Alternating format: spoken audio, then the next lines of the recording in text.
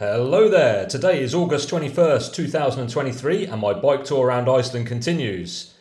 I'm starting the day here in Selfoss and I'm going to cycle down to the coast and then come along and end up here, which is a free campsite apparently. And it's only a short day, about 40 kilometres. Here's some clips and commentary from the road. Here we go, speak in a bit. Cheers! Good morning. Monday 21st of August, it's just coming up to midday and I am leaving Selfoss, and the aim is to cycle down towards the coast and then follow the coast to what is a free camping site apparently, although donations are gratefully accepted.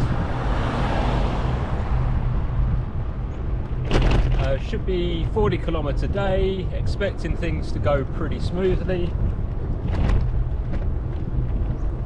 Perhaps a touch of rain predicted later for this evening, but should get through the day cycling with it okay. And should also be relatively flat. So here we go. So I'm on a little cycleway on the outskirts of Selfoss, which isn't a particularly big town. On my right, they're building some apartment blocks.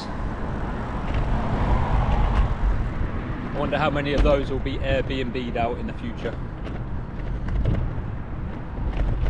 Had a chat about tourism with the person that owned the campsite, and yeah, they're getting to the over-tourism stage. As is everywhere in the world. And what to do? I'm part of it in two ways. I go to places and I write about places. So, yeah, probably best not to think too deeply about these things, but I think each destination has it within their gift to set the boundaries of tourism. Like, I always use Sandgerdi as an example. Like, they can always just say no to too many cruise ships. They can just say, yep, we have one cruise ship a day and that's it. And that's one way of coping with an aspect of over-tourism. I don't agree with places trying to become too exclusive, because then it prices ordinary people out, people like you and me probably.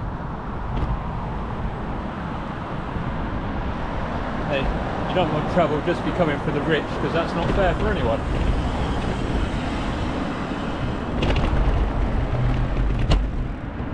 The thing is, with all the problems about pollution, the environment, over-tourism, at the root of it all there's just too many people, and I guess that's not a problem that anyone really wants to solve in any way, is it?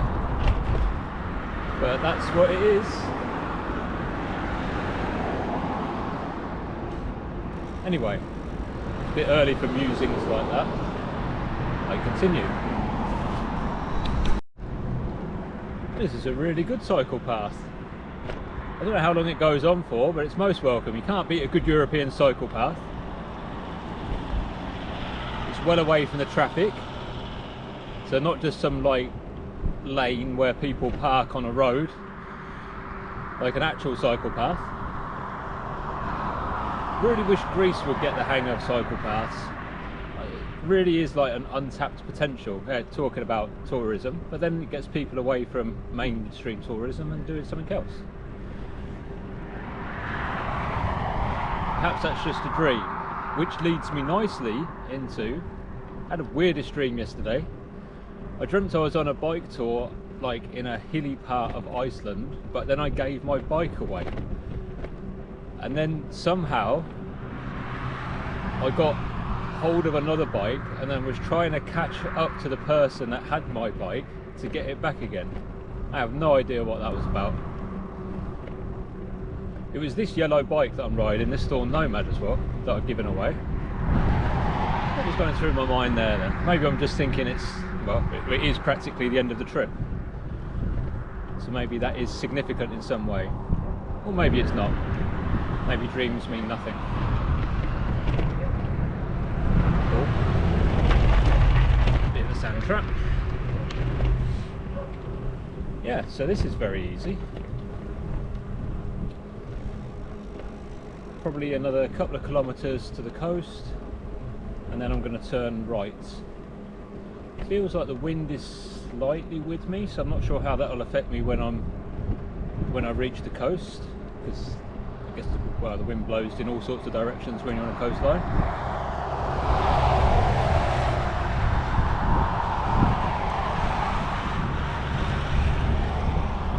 So in terms of cycling, I've got 40 kilometres today, more or less. Probably the same again to a place called Grindavik, where I'm going to stay 2 nights, and there one of the days I'm going to clean the bike up so that it's partially ready, because it's covered in all sorts of oil and tarmac and crap from the road it's picked up over the last 5 weeks. Then I've got another probably 40 kilometres to, I think it's a place called Sandgerdi camping, and then I continue following the peninsula, the Reykjanes Peninsula, all the way around to Vogar camping, where I will have a cabin for a couple of nights, which is good because I've now repaired my mattress 3 times and it still lets air out.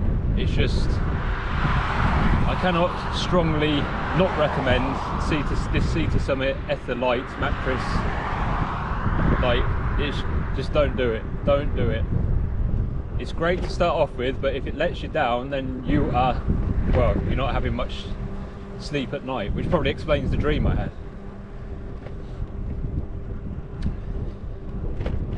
So yeah, kind of wish I'd just bought a foam mattress with me, really. Wouldn't have had any hassle. So even if I get this mattress back to Greece and like repair it so that it's working, so let's say that I spend a day repairing this mattress to the point where it is now continually working, would I take it away on a tour again? I mean, I know that as soon as it leaks air, it's going to be from that same manufacturing seam problem. So why would I take it on the tour again? So I think all I'm going to do is try and repair it for this, the remaining 4 or 5 nights I need to use it here.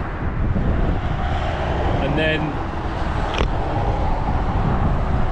yeah, and then probably just not use it after that, because there's no point in using kit that's going to let you down, is there really? And it's the only thing that has let me down. Everything else has been great. I was a bit nervous about the tent, but that's been fine. So, I mean, to be fair, it's not had to put up with much in terms of like bad conditions or anything. Probably the best thing I brought on tour was a thermos flask so that I could have coffee in bed. And the most useful thing that I brought on a whim, the fly head net. Yeah, for the 2 times or 3 times I used that. Yeah, I'm so happy I brought that as well. I'll do a gear review at the end of the tour. Maybe go through like a few individual items that I think are worth it. It's all going to be a bit awkward though, trying to get the time to do it, because what's going to happen is I get back to Greece, I've got about a week, and then we're going to a Greek island for a few weeks, I think. So by the time I come back from that, I'll have forgotten what I wanted to say about the kit, if you know what I mean, and I'm not sure I've got the chance to make videos or blog posts. Anyway, I'll see what I can do. But if there's one thing you take away, is if you were considering the Sea to Summit Etherlite X, whatever the hell it is, XT, just don't bother. Don't bother. Just get a good foam mattress, and you're probably going to be a lot happier in the long run.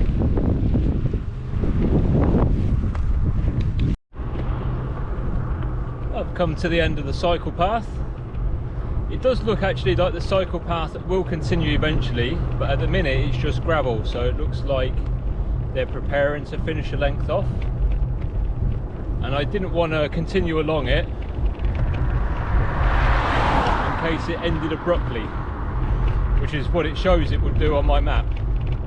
Anyway, I'm on the road now. It's not too busy, this road. Most of the traffic's coming in the opposite direction from Reykjavik, I guess.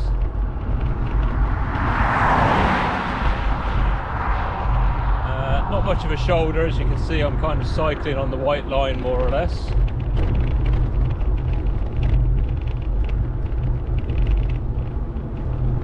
So another, kilometre, then I should reach the coast and turn right.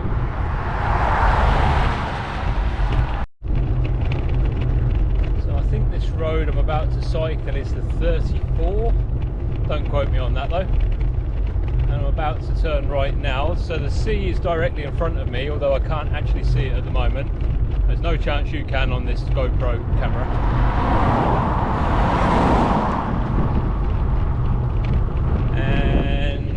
See what the wind is going to do to me as well, because that was very easy cycling. I enjoyed that.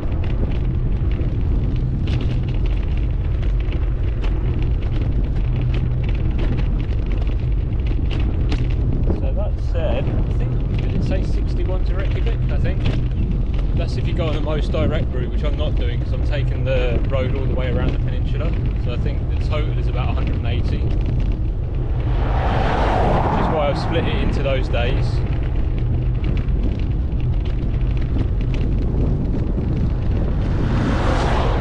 So just a slight crosswind from the right, and later on that'll, because of the way the road goes, that'll turn around into my favour, I think.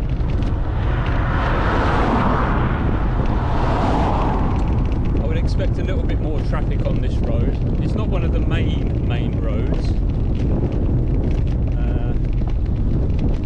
but yeah, I mean, the closer I get to Reykjavik, the busier everything's going to be.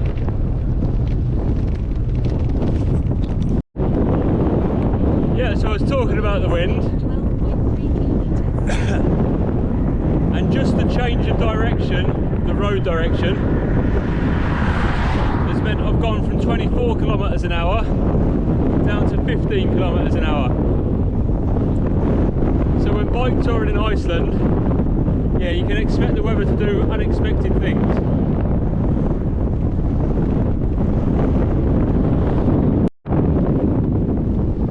Around a bit of a corner, there's a small bridge over an estuary. I can finally see the sea properly to my left hand side.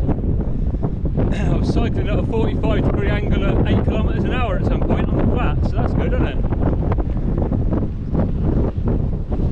So let's try and get over this bridge as quick as I can, because no doubt nobody's going to stop to give me room. Hopefully you can pick up the estuary and the sea. If I do find a place to stop, I will cross.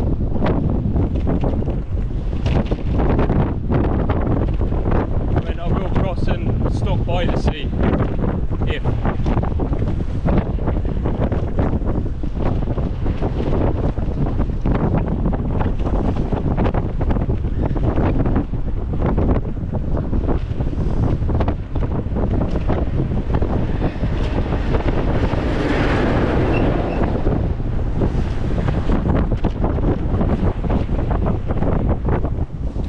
I've had to put my rain jacket on to act as a windbreak because it's getting a bit chilly.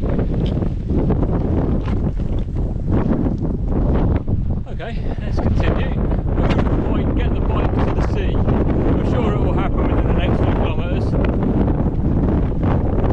So you can probably see on the right, that's the estuary. Yeah. Don't you love the wind?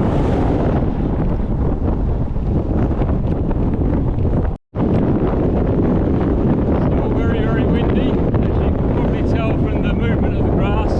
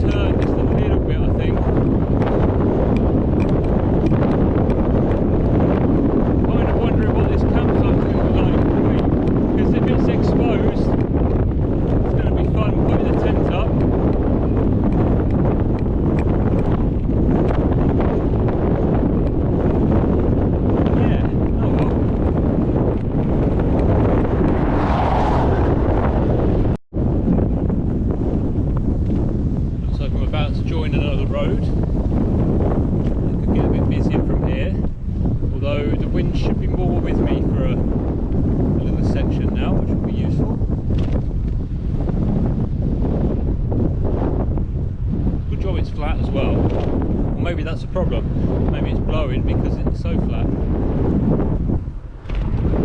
So on the sign ahead, there's Grindavik, which I'm going to get to tomorrow. There's Thorlakshofen, and I'm going to go through that today. My destination is just on the other side of Thorlakshofen by about 4 or 5 kilometres, I think. Man, such a difference now the wind's with me. I'm not even turning the pedals in 23. It's not going to last for very long, but I'll take it while I get it.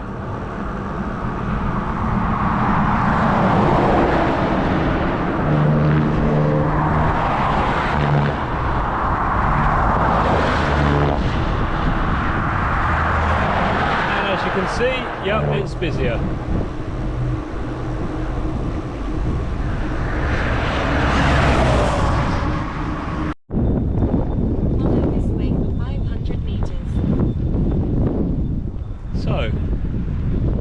Outskirts of Thorlakshofen, and there's another little bike path, so I'm going to use this for a bit, as long as I can use it.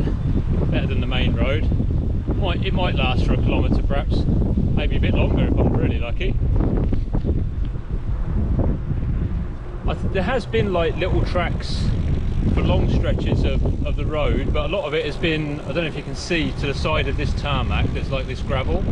So it's been like that, so it wouldn't have been very good to ride on. Perhaps it's like a bridleway or something. But when the bike path's like this, yeah, no-brainer decision to use it really. And I wouldn't really have even seen this if it wasn't for Kamut's kind of nudging me in the right direction. So it's another good reason maybe to consider using a navigation device of some description. I mean, of course you're relying on it being relatively up to date, but there's definitely been a few little stretches of bike path I wouldn't have discovered or known about without it.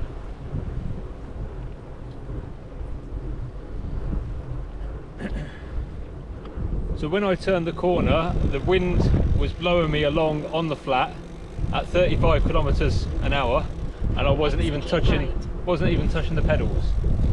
That was good. Not far to go now, I don't think. Let's have a little look. About 14 kilometres.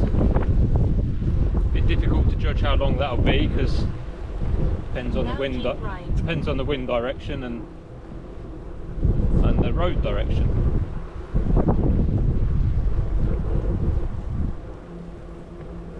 And this free campsite that I'm heading to also has a small cafe, so follow this way for 2.9 kilometers. I'm going to see what they've got there and have some of that for like a late lunch. Time's about 1:43 now. Then I'm going to get the tent set up and then see if I can address this air mattress issue once more. And then when I think I've done what I can with that, see what's in the area of the campsite. It's a little church apparently, and maybe you can get down to the beach from there.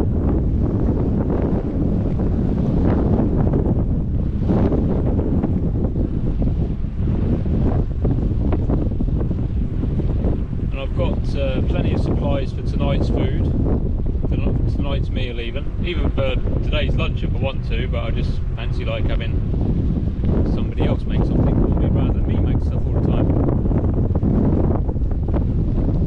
And then tomorrow, Grindavik has supermarkets, so what I'll probably do is estimate what I need to last me until my flight home and consider buying it all in one go, but I'll see. So that'll make everything quite heavy, even though I'll only have like a couple of days cycling after that. And then I've got like a couple of days in the final campground. So I'll see how that plays out.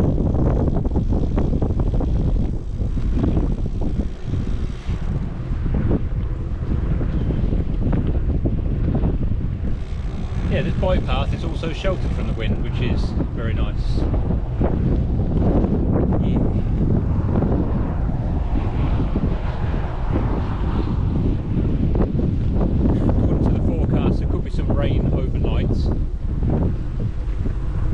be the last rain I see then. The thing what I've noticed with the Icelandic weather forecasts is that they do change quite frequently. So I've definitely not based my trip around weather forecasts. I would have done it like if there was obviously clearly a serious storm coming in. I would have, you know, altered my route or altered my stops or whatever. But if it said it was going to be like super windy or the possibility of heavy rain, I've just ignored it, and by and large I've come through all right, and it's worked out well. The only time that I did pay attention to it was when I was the first time I was in Selfoss, and I wasn't sure what I could do with my extra days that I had ended up with to cycle. I could have gone east, but there were like 50km/h winds heading from the east blowing to the west. So at that point, yeah, I did actually decide not to head east because of that, which is probably sensible, given that this wind that I had was only like 30-35km/h just here.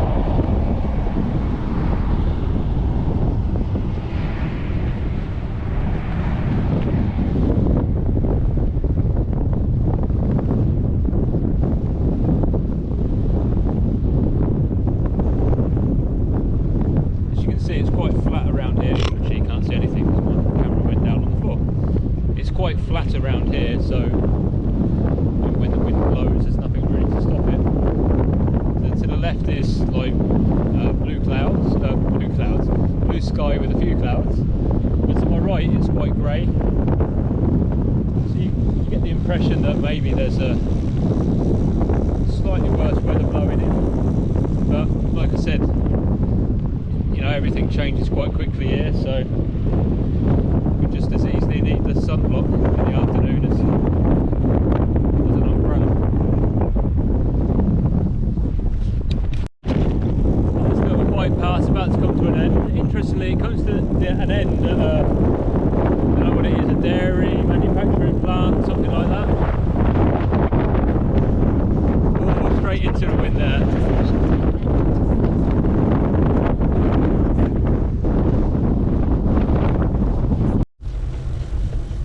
Okay, so I just hit a really strong headwind. It was only for about 100 meters, but oh god, I hope it's not doing that tomorrow. Anyway, I'm now heading to this free campground, which also has a cafe. So yeah, I'm going to see what food they've got, and hopefully find somewhere sheltered to set up, if that is at all possible. Otherwise, I might be blown into the sea, because that's the way the wind's blowing. Let's hope that's not the case.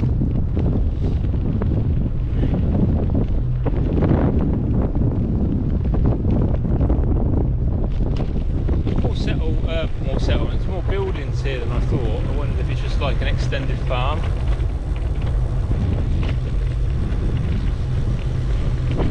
It's supposed to be a church here, I think that's over to the left.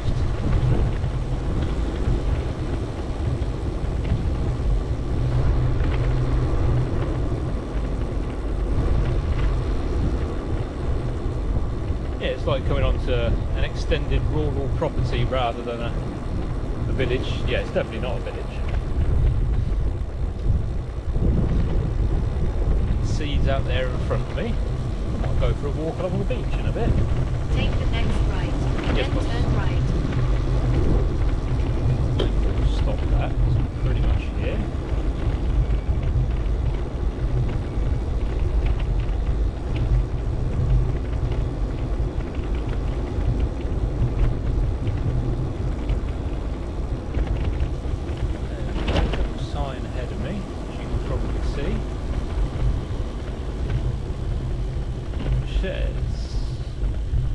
Free camping, WC, shower, and somewhere to sit.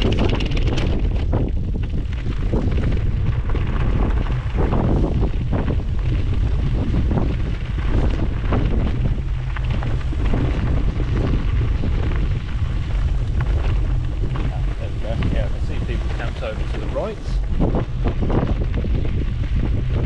Okay, so it looks like I'm here. I'll take pictures and maybe another video in a bit.